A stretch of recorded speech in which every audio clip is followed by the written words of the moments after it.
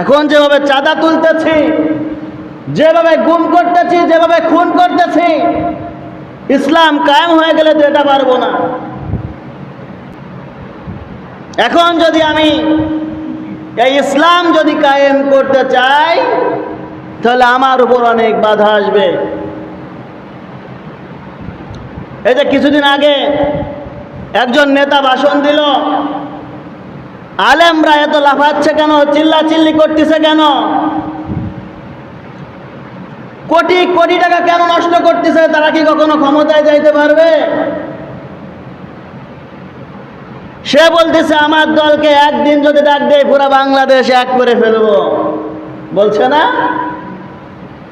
এ কথা কেন বলে?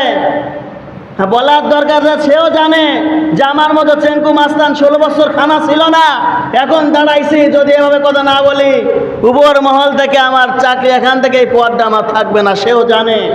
এজন্যই সে কথা বলেছে, সে জানে যে দুনিয়ার জমিনে ইসলাম, বাংলার জমিনে ইসলাম কায়েম হওয়ার সময় অতি নিকটে।